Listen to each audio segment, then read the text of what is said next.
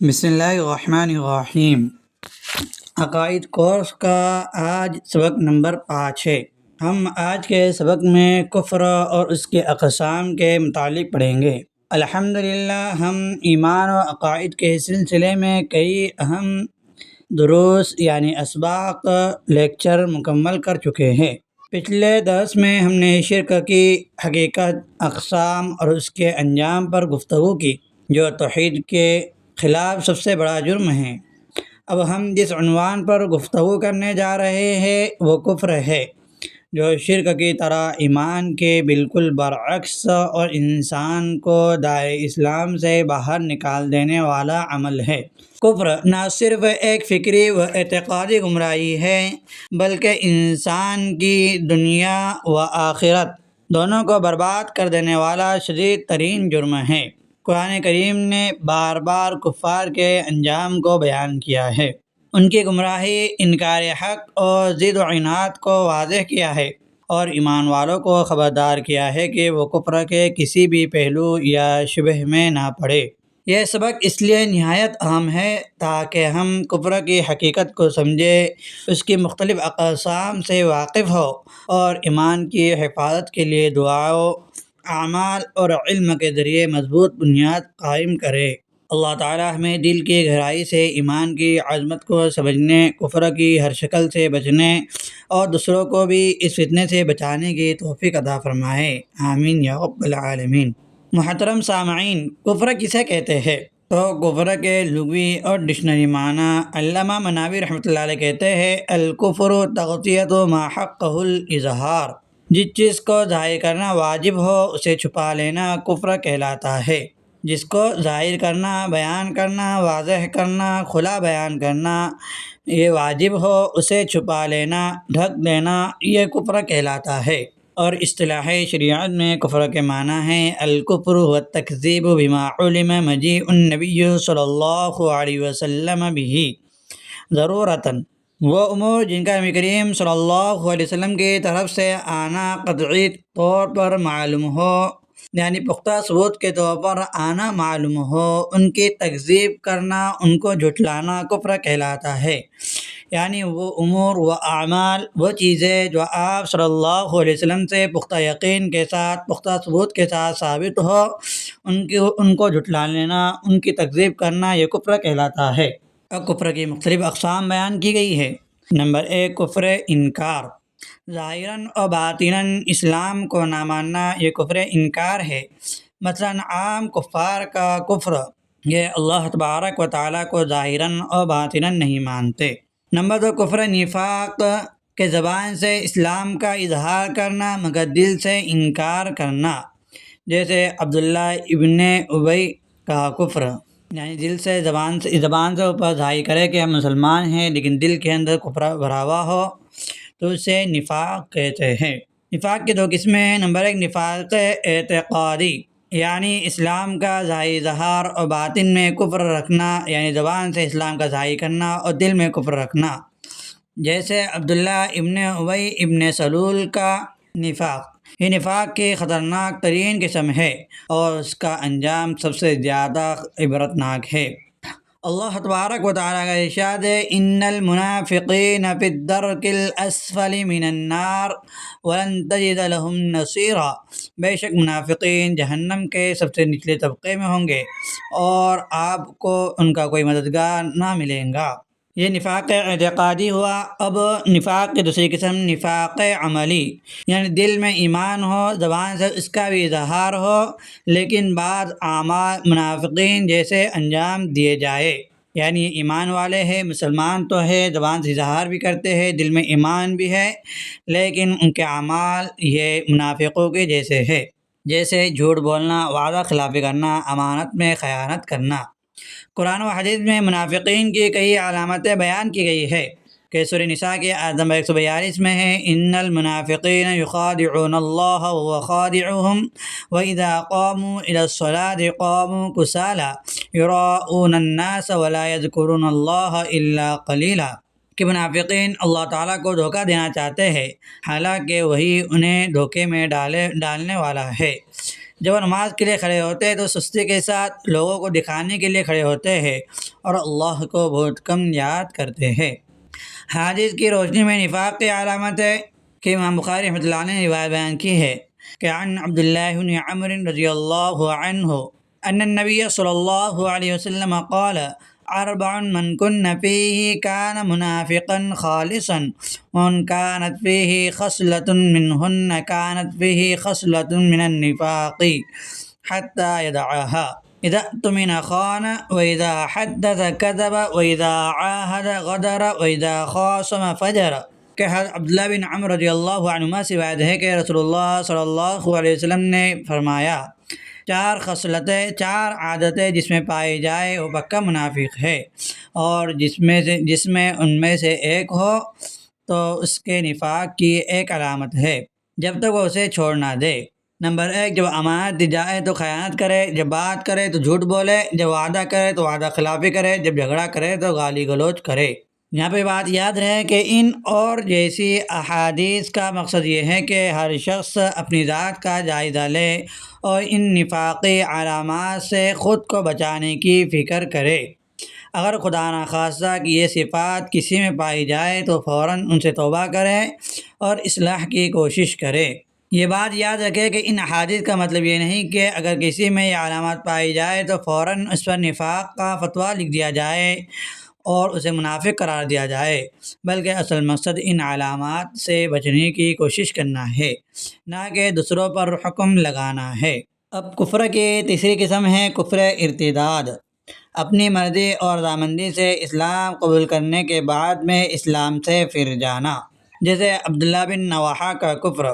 مسیلمہ کذاب نے نبوت کا دعویٰ کیا تھا، اس نے دو قاصد رسول اللہ صلی اللہ علیہ وسلم کے پاس بھیجے تھے، ان میں ایک عبداللہ بن رواحہ اور دوسرا ابن اسال ہے۔ جب سن ہجری 11 میں مسیلمہ اور اس کے پیروکاروں کے خلاف جنگ ہوئی تو مسیلمہ قتل ہوا، بعض متبعین مارے گئے اور بعض بچ نکلے، انہیں میں عبداللہ بن رواحہ بھی تھا، جس نے بعد میں اسلام قبول کیا لیکن پھر مرتد ہو گیا، اور اس کے ارتداد کی وجہ سے حضرت عبداللہ بن مسعود رضی اللہ عنہ نے اسے قتل کروا دیا۔ یعنی کوئی مسلمان ہو اور وہ اسلام سے پھر جائے تو اسے مرتد کہیں گے، اسی طرح کہ وہ کافر تھا یا دیگر مذہب والا تھا، پھر اس نے اسلام کو قبول کیا اور اپنی مرضی سے اسلام کو چھوڑ دیا تو یہ بھی مرتد کہلائیں گا، اور مرتد کی سزا یہ سزا قتل ہے۔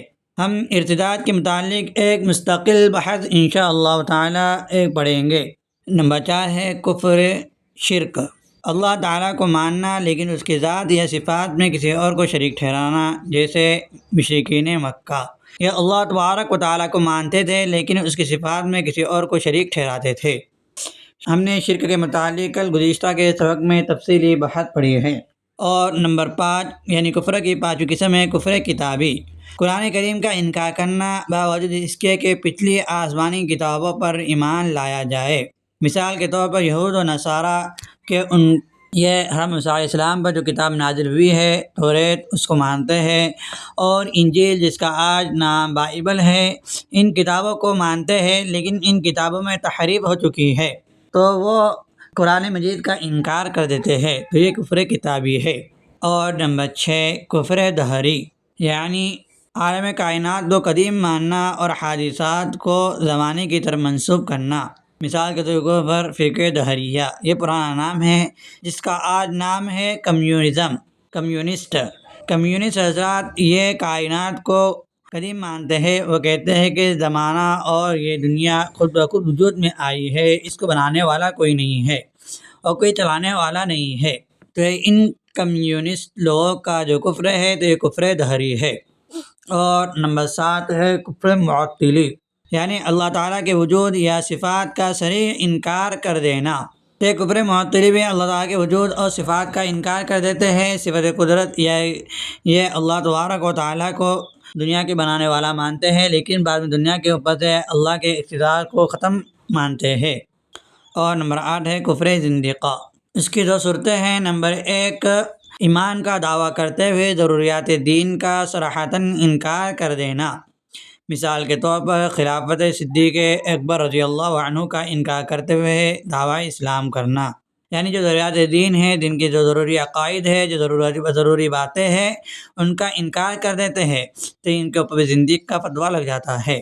اسی طرح ایسی تعویل کرنا جو امت کے متواتر عقیدے کے خلاف ہو، یہ مثال کے طور پر خاتم النبیین صلی اللہ علیہ وسلم کو مانتے ہوئے ختم نبوت میں ذلی اور بروزی تعویل کرنا، یعنی یہ ماننا کہ آپ صلی اللہ علیہ وسلم نبیوں کا سلسلہ ختم کرنے والے ہیں، آپ کے بعد میں کوئی نبی نہیں آنے والا ہے، یہ بات کو مانتا ہے، لیکن یہ کہتا ہے کہ آپ کا سایہ یا آپ کسی اور میں حلول کر جاتے ہیں۔ تو اس طرح کے عقیدے رکھنے والا بھی جو تعویل کرتا ہے، یہ بھی زندیق میں شمار ہوتا ہے۔ بروزی کا مفہوم یہ ہے کہ کسی شخصیت کی جگہ کوئی دوسرا شخص ظاہر ہو جائے۔ مرزائی فرقے کا عقیدہ ہے کہ غلام احمد قادیانی معاذ اللہ آپ صلی اللہ علیہ وسلم کی جگہ پر بروزی نبی کے طور پر ظاہر ہوا ہے، یہ ان کا غلط عقیدہ ہے، یہ زندیق ہے۔ اور نمبر 9 ہے کفر جحود، دل میں دین اسلام کی حقانیت کو پہچاننا لیکن زبان سے اس کا انکار کرنا۔ مثال کے طور پر ابلیس کو اسلام کی حقانیت تو معلوم ہے، اللہ تبارک و تعالیٰ کی خدائیت و وحدانیت معلوم ہے، لیکن اس نے گھمنڈ اور تکبر میں اللہ کے احکامات سے انکار کر دیا۔ تو اسی طرح کسی غیر کو اسلام کی تمام حقانیت معلوم ہے، وہ اسلام کی حقانیت کو بیان کرتا ہے لیکن پھر اسلام قبول نہیں کرتا، تو اس کا یہ کفر جحود ہے۔ اور کفر کی 10ویں قسم ہے کفر عناد۔ کفر عناد ہے کہ دل سے حق کو تسلیم کرنا، زبان سے حق کا اقرار بھی کرنا مگر عملاً قبول نہ کرنا، اپنی زندگی میں تسلیم نہ کرنا۔ مثال کے طور پر ابو طالب آپ صلی اللہ علیہ وسلم کے چچا، انہیں اسلام کا حق ہونا معلوم تھا، وہ تسلیم کرتے تھے، زبان سے اسلام کے حق کا اقرار بھی کرتے تھے، لیکن انہوں نے اسلام کو عملاً قبول نہیں کیا، تو ان کا کفر عناد ہوا۔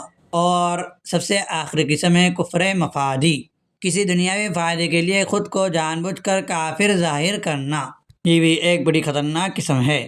بعض افراد کسی غیر مسلم ملکوں کا ویزا حاصل کرنے کے لیے فارم میں مذہب کے خانے میں قادیانی یا کوئی اور غیر مسلم مذہب درج کر دیتے ہیں۔ اگر کوئی شخص اپنے آپ کو صراحتاً کسی کافر فرقے یا اسلام کے علاوہ کسی مذہب کی طرف منسوب کرے تو یہ کفر صریح ہے۔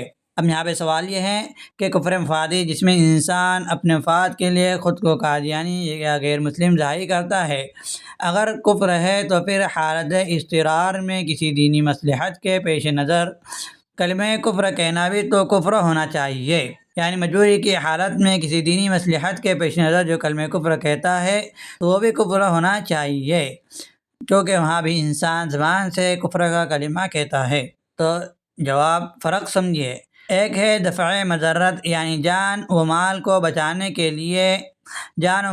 بچانے کی خاطر کلمہ کفر کا کلمہ کہنا، یہ کفر نہیں، بشرطے کہ دل مطمئن ہو، یعنی دل اگر اسلام کے اوپر مطمئن ہے تو پھر یہ زبان سے کلمہ کفر کہنا یہ کفر نہیں ہے۔ اور دوسرا ہے جلب منفعت، یعنی دنیاوی فائدہ حاصل کرنے کے لیے کلمہ کفر کہنا، یہ کفر ہے۔ نیز دفع مضرت کی اجازت اسی صورت میں ہے جب وہ مضرت واقعی شریعت کی نظر میں ضرر ہو، یعنی مجبوری کی حالت میں کلمہ کفر کہنے کی اجازت اسی صورت میں ہے جب وہ مجبوری ضرر کی حالت کو اضطرار کی حالت کو پہنچ جائے۔ اضطرار کی حالت 5 حالتوں میں ہوتی ہے۔ نمبر 1 جان کا خطرہ ہو، نمبر 2 مال کا خطرہ ہو، نمبر 3 عزت و آبرو کا خطرہ ہو، وغیرہ وغیرہ۔ تو اسی بات سمجھ میں آ گئی کہ کفر مفادی یعنی دنیاوی فائدہ حاصل کرنے کے لیے مذہب کو لکھوا لینا، کسی اور مذہب کی طرف منسوب کر لینا، یہ کفر مفادی ہے۔ کفر کا مفہوم اور اس کی اقسام اور اس کے نتائج کا صحیح ادراک ہر مسلمان کے لیے نہایت ضروری ہے تاکہ وہ اپنی ایمانی بنیاد کو محفوظ رکھ سکے اور ان عقائد، اقوال اور افعال سے بچ سکے جو کسی بھی درجے میں کفر کی طرف لے جانے والے ہو۔ ہم نے اس وقت میں جانا کہ کفر صرف ظاہری انکار کا نام نہیں بلکہ نفاق، جحود، عناد، مفاد پرستی، باطل تعویلیں بھی کفر کی مختلف شکلیں بن سکتی ہے۔ اللہ تبارک و تعالیٰ نے قرآن مجید میں کفار اور منافقین کی مذمت فرمائی اور ان کے لیے سخت انجام کا اعلان فرمایا ہے۔ ساتھ ہی ہمیں ان اقوال و اعمال سے بھی محتاط رہنے کی تلقین کی گئی ہے جو ایمان کو متزلزل کرتی ہے۔ خواہ وہ مزاح میں ہو، مذاق میں ہو یا مصلحت کے نام پر ہو۔ قرآن مجید میں ہے ان الذین کفروا وماتوا وهم کفار اولئک علیہم لعنۃ اللہ والملائکۃ والناس اجمعین، کہ بے شک جن لوگوں نے کفر کیا اور کفر کی حالت میں مر گئے ان پر اللہ، فرشتوں اور تمام انسانوں کی لعنت ہے۔